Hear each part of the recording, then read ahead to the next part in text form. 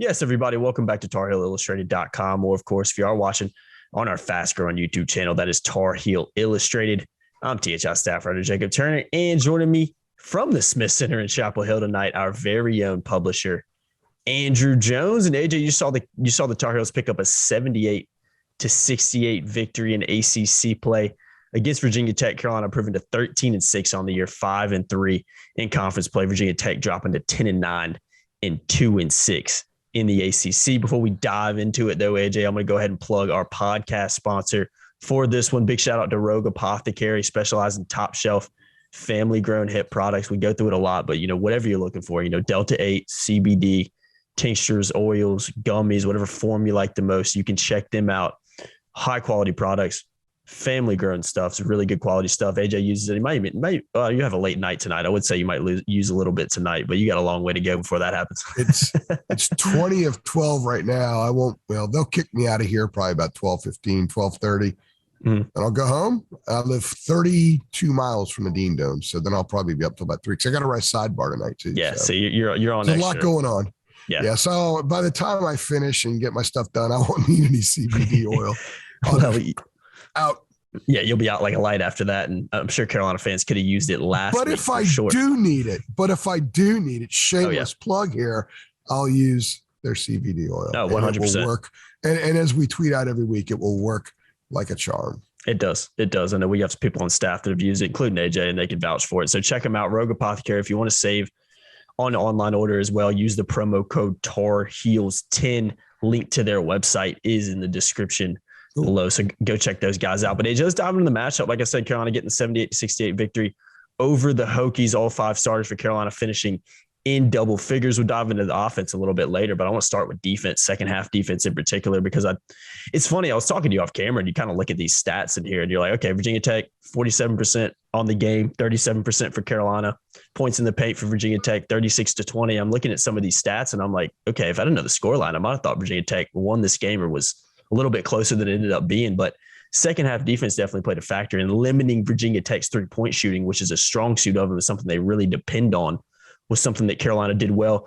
Virginia Tech still shot 0.2% in the second half, but 5 turnovers for the Hokies. I think Carolina did a little bit better job defensively, played hard. A lot of banging going on down low, especially between Aluma and Armando Bacot down there, which was entertaining to watch. I thought it was a really entertaining and physical game to watch, but I think that second half defense in particular from Carolina allowed them to kind of keep a little bit of a lead on the Hokies even when they caught up, and then eventually at the end pull away, forcing Virginia Tech over the last few minutes to just start fouling. Credit to Carolina for hitting their free throw shot, shooting 85% from the line tonight. But second half defense played a big role in Carolina's win over the Hokies tonight. Yeah, entertaining, even though there was really nothing poetic about this game tonight from a basketball sense. And yeah, I think Virginia Tech shot 45% in the second half, but the period that I'm talking about, and I asked a couple of the players and I asked Hubert about it, was Tech hit a 3. Aline hit a 3 with 18:55 left in the game, right into the start of the second half, put the Hokies up 38-37. And then over their next 21 shots, which spanned basically the next 16 and a half minutes or so, they were 7 for 21. And they only attempted 6 threes in that stretch. So 6 of their 21 shots in that stretch were threes. This is a high volume 3-point shooting team. They're the top 3-point shooting team by percentage in the ACC. Carolina took them out of what they were doing successfully in the first half. And even though the Tar Heels were not converting, they were 6 of 20 on layups. They weren't converting stuff. They didn't have a super efficient offensive game. It didn't hurt them because the way they defended on the other end. And so I asked a couple of the guys and asked Hubert what the difference was. And they made some adjustments at halftime. And I guess the adjustments were more mental. Armando said that Tech runs a lot of different stuff that other teams do, the way they screen, the way they cut, the way they space, and it takes a little while to get used to. And Hubert said he talked about that and reinforced to them they're still going to do that stuff. So if we could take away one thing, there's a trickle-down effect where it takes away other things that the Hokies do. And that's what happened. And they weren't getting open looks. They were having to drive a little bit more and try to shoot up the dribble. And there were times where the Hokies were stagnant offensively because the Tar Heels stayed in front of them, and they didn't allow them to do a lot of the stuff. Now, some of it might have just been Tech not playing well, but I'm going to give credit to the Tar Heels. If we have really destroyed them for their terrible defense, certainly in the last two games. So when you force a team like Virginia Tech to go 7 for 21 in a key stretch of the game, in a period in the game in which Carolina essentially, from my eyes, took control, even though they weren't out of the woods 100% yet, they put Tech into a very difficult position to have to try to make a push at them. Which they responded to, by the way. That was the key part of the game to me, because this wasn't a great performance in any other way. Tar Heels were really good on the glass, but a lot of that was rebounding their own misses, and there was some fun with that in post-game as well. But the one area that they did play well and that they could carve out, and Huber could say, see, guys, see, this works. And we've talked a lot about these witness moments, these stretches where you witness and say, okay, this is how to do it, and over here is how not to do it. And they've got a lot of examples of both, too many of one, certainly last week. So I thought that was really positive. And they did it without going to the bench much. Hubert even said that in the first half, when he went to the bench, he felt like there was a drop-off in the defensive intensity. There was a drop-off in the communication. So it picked up in the second half. And there were a couple of times tonight where I could hear Leaky Black communicating. And in my seat on press row, there's two press rows. There's one on the upper deck, and there's a smaller one on the concourse behind Carolina's bench. So I'm pretty far from the action, but I'm not too far, right? I was able to hear Leaky communicating and Brady communicating and Armando communicating at times. So, and Hubert alluded to the communication, not just in the huddles, but on the court. And he said, look, if you're talking on the court, then it reduces the chances that guys are going to make mistakes. They're either not going to switch properly, they're not going to hedge properly, they're not going to help properly, all this kind of thing. So they kind of raised their game. They raised their defensive hoops IQ in the second half, and it paid off. Now, the Hokies hit some shots late that I think skewed their percentage in the second half. But they missed 7 straight. They had 6 threes in that situation. And then they were 1 for 8, I guess. And after that point, from 3-point range in the second half. And I thought, of all the different sequences of this game, that was the difference in the game. Yeah, most definitely. It was definitely an improved defensive performance from what we saw last week. And I'm not really saying much based on how those games went, but it was improved. Communication was better. That's huge. That's something Hubert's harped on. So credit to Carolina, like I said, especially limiting Virginia Tech's ability to hit the three, shooting just 39% from three-point land and making just 7 shots. It's a team that really prides itself, and that's a big part of their game plan. So I'm going to run through some stats real quick before we dive into Carolina a little bit offensively. Caleb Love led the way, 22 points for him, bounce back performance after a really quiet week for him last week. 5 assists as well. Brady Manick, big game, particularly late on, hit some really, really big shots for this team. 15 points, 8 boards for the Oklahoma transfer. RJ Davis, 15 points. Armando Bacot, another double for him, 14 and 20, joining some elite company, man. I believe it was 10 straight doubles for him. So really, really big time performance again from Armando Bacot. Continues to impress this season. Did foul out again, but really good from him. And Leaky Black, 10 points, 5 rebounds, hit some important shots, couple of threes in the first half as well. So all 5 starters for Carolina in double figures. After that, you really didn't get much from anybody else. Puff Johnson didn't score.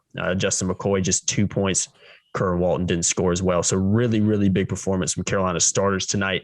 And they were a little bit shorthanded with Anthony Harris, obviously out for the year, and Dawson Garcia out today back in Minnesota due to some family illness going on up there. So wish him and his family the best in regards to that. But AJ, let's dive into Carolina offensively. I mean, it wasn't vintage offense from Carolina. Shot just 36% from the floor. Like I said, shooting a higher percent, 37% from the floor, shooting a lesser percentage than Virginia Tech did at 47%. But I mean, I think Carolina kept pushing offensively. I really do. I think, like I said, it was a hard fought game. Wasn't a vintage performance offensively from either team. But Carolina hit some really big shots late. Brady Manick pops up in my mind of hitting some really big shots. Caleb Love had some really tough shots that he hit, some really nice things down the stretch in particular. That was one sequence where he hit a shot on one end, came back on the other hand, had a steal. And that kind of, for lack of a better word, seemed to kind of take the air out of the building and kind of in that game for the Tar Heels. I thought that was kind of the icing on the cake that really wrapped it up for him. So not vintage by any means, but when all 5 starters pitch in like they do, your, ACC Player of the Year candidate gives you another double-double, drops another 20 boards. Caleb Love, after a quiet week last week, bounces back with 22 points. Brady Manick hits important shots. RJ Davis gives you 15. Even Leaky gives you 10. You got a good chance with this Carolina team. So wasn't vintage, but Carolina kept pushing, did enough offensively to win this game by 10 points. They did. They got a lot of good looks. They didn't knock all of them down, but I actually thought the best offensive play, if you will, in the second half was when Caleb drove, sucked in the defense, and then kicked it out to Leaky in the corner for a three, and Leaky knocked it down. And, Leaky hit 2 threes tonight. The last time he hit multiple threes in a game was against the Hokies in the ACC tournament. Before that, he had that amazing night in Coral Gables last year where he hit 4 threes and he scored 16 points, which is his career high. I actually liked the way Leaky played tonight, and the Hokies were just leaving him wide open. They weren't even guarding him. And when they did, they had Storm Murphy on him, who's 6 feet tall, and Leaky's 6'8" and got long wingspan. And I asked Leaky after the game if that felt good to knock those down, hit some early shots, which I thought helped infuse the team a little bit. They could have easily been tight, and I know that we'll have some stuff on the site about what Hubert did in practice Sunday to sort of loosen the guys up, but then when you get in the game, things change. All the talk beforehand doesn't really matter. If stuff happens in the game, Leaky taking early shots and missing early shots, and that can kind of, devolve into some other things, which we've seen happen. He had an early shot he missed against Miami, and we saw it happen there.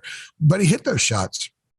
And he had an extra skip in his step. I kind of thought that he really gave them good energy early as a sort of leadership energy. We talk about how this team doesn't have leaders, and Hubert said they don't have leaders, and Armando said, we don't really have leaders. I actually thought that Leaky showed some leadership tonight, and he said it did feel good to hit those buckets. And, they were kind of disrespecting him a little bit, and he made him pay for it.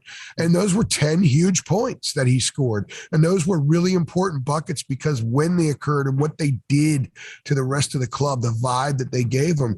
Offensively, they looked disjointed at times. They missed some easy shots at times. Brady just had a really tough time, I think, kind of getting into an offensive groove, and then boom, he's a streak scorer, right? And that streak came late. He got it late, and it was at a really good time because it came right after a stretch where the Tar Heels sort of kicked the door open for the Hokies to make a push and do something. But going back to our first segment, they defended. They didn't let Tech get a lot of easy shots. They cut out those back cuts that Tech was getting in the first half. Aluma's stuff was more challenged. Justin Mutt's got a lot of stuff in the first half he wasn't getting in the second half. So on the other end, the Tar Heels, they weren't getting anything, but then they picked it up. Brady hit some buckets. I thought Caleb, really had some fantastic sequences in the game where he just said, I'm going to score because I have to score, and I can score on them tonight. I can get some buckets for us. And so they did enough offensively, and some of it, was stuff that you might save for later viewing because like that play out to Leaky, one of Manick's threes, Manick's dunk, he said the dunk kind of got him going. So it was one of those nights where they weren't really good offensively, but they were good enough, and when they had to be, they were good. They had good sequences, good stretches, and it was enough to win in conjunction without rebounding them and then playing pretty good defense there for most of the second half. So this isn't the kind of game that people are going to look back and say, well, that was the 2022 Tar Heels right there. I don't think that that's who they are. I think that offensively, if you're going to have an end of season highlight reel, not a lot will come from tonight. But the fact that it required some toughness, required some grinding, on both ends of the court. I think that that's the kind of thing that we could take from this and say, okay, well, it wasn't in their bag last week, but it was in their bag tonight. And you got to start somewhere, right? Well, they started it tonight. And I thought that they showed a lot of that on both ends of the floor. And I think we're going to talk about that here in a second as well. Most definitely. Let's talk about what this means, AJ. I think we like to wrap that up in a lot of our Three Things videos with kind of just looking ahead a little bit. Based on what we saw tonight in the victory from Carolina. Obviously, you got a quick turnaround, busy week and busy couple of weeks really coming up for the Tar Heels. Boston College in Chapel Hill on Wednesday night. Obviously, NC State coming to town on Saturday as well, Saturday afternoon tip. And then even looking a little bit further ahead, you got Louisville next Tuesday, a really, really struggling program. That's on the road. And then the Duke Blue Devils visit Chapel Hill the following Saturday for the first installment of the Tobacco Road rivalry. So, I mean, it's funny because what happened last week obviously put a big time sour taste in a lot of Carolina fans' mouth, and rightly so, because it's been a theme for this team this year. And I tweeted after the game, I said, I think this is an important win. I think this is a good win, especially in which the manner in which Carolina was able to get it done. You look at what's ahead. You got a really struggling Boston College team. You got a state team that, hate to break it to anybody, is not very good. I mean, at home for the Tar Heels, Carolina improving to 10-0 tonight in Chapel Hill. So, Carolina at home is a completely different team than what we've saw on the road. I think for a lot of Carolina fans, though, it's almost like some of these wins, they're like, yeah, it's good. But until Carolina does something on the road, until Carolina beats a good team, I think it's hard for a lot of Carolina fans to really jump back on the train and really believe that this team can do something come March. Because, I mean, I think it kind of goes without saying, if you can't beat good teams, much less beat them, but even, which Carolina's shown, compete with good teams, you're not going to have a very fun March, and March is going to be wrapped up pretty quickly for you. So, AJ, what does this victory mean for the Tar Heels? Because I think there is a lot of Carolina fans out there kind of like, okay, it's good, but like there's some stuff's got to change. So give and take in a lot of ways. Yeah, well, first of all, it's a win. Leaky said tonight, seemed like forever since they'd won a game, it only been 9 days. Yeah.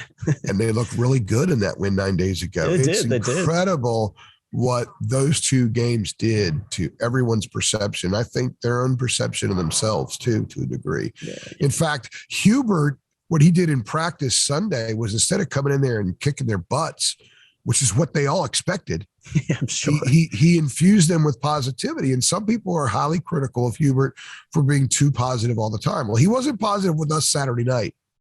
I mean, that was the first time we've seen him, say some pretty hard stuff about his team when he was talking about Miami and Wake being more talented, which I don't think that's true, but they were in those games, and the Tar Heels allowed them to be more talented with the way they played. So tonight, they didn't allow Virginia Tech to be more talented. Tech's got some nice players. Tech's struggling right now, but it is a club that can get hot anytime and string off some wins. So, but Carolina didn't let that happen tonight. So basically, they had to win, number one. And I think that having to win when you shoot 36.7% from the floor and you're 6 for 20 on layups, and Armando fouls out, you don't have Anthony Harris anymore, and Dawson Garcia's not here, and all the starters had to play 34 or more minutes. When you win a game like that against a club that can beat you, and you do some pretty good things defensively in the stretch we talked about, I think that's almost the best way for them to begin the process of disconnecting to last week. And they have to disconnect from it, because they can't carry that with them. It's who they are because it's on their resume, and you can't wipe it away, but you've got to grow from it. And sometimes the best way to grow is not instantly. The best way to grow is slowly, just kind of trimming some of that crap that was there last week that I think surfaced a couple of times tonight. That 15-2 run by the Hokies early, which turned into a 25-7 run. The body language on the Tar Heels was really bad. But guess what? They responded in game. And they closed the half strong and actually led at halftime. So they actually worked through some stuff. And I think that's positive. Yeah. Look, if they're going to turn things around, it had to begin with one game. So this was the game. We don't know what's going to happen next when BC comes to town, which, by the way, BC's won a few conference games here in the last couple of weeks. We don't know what's going to happen when I think a dangerous state team, given the way Carolina defends, when they come to town. And then you go on the road with this club, who the heck knows what's going to happen? So I think it has to start somewhere. So I think this was the best case scenario. If Hubert secretly could have scripted tonight's game, he would have scripted the kinds of adversity that they had to deal with in game, the physicality of the game. It brought out some toughness that we didn't see last week. And they'll be the first ones to admit, that sequence with Armando and Justin Mutt and Aluma and stuff. I think that was kind of good for this club. ACC basketball, when I grew up watching it, my early years covering it, you had stuff like that. You had some animosity on the floor, and it stayed on the floor. It wasn't, patting everybody on the butt and saying, hey, bud, I'll talk to you later. It wasn't that kind of stuff. No. We saw some of that old school stuff tonight, and we saw the Tar Heels respond to it. And that's what they need to be, because what we've learned through 19 games is, yeah, I think they're more talented than Wake and Miami, but they're not supremely gifted. They have really nice parts that when working together, this can be a very good team. We've seen that. But they don't always work together. And when they don't have enough individual guys, the screw you kind of players that could take over and kind of lead them to a win or change the course of a game when it's spiraling downhill. So they have to do this stuff as a unified bunch. And I think we saw a lot of that tonight. I noted the communication on defense. Caleb had some really big assists to other guys, in the second half. Him trusting Leaky Caleb was in the lane. He could have put it up. I mean, he been putting up a lot of those shots in the lane lately, but he kicked it out because that was the right basketball move. That was a connected play. And I think you grow in sequences like that, especially when none of that stuff was evident last week. None of it.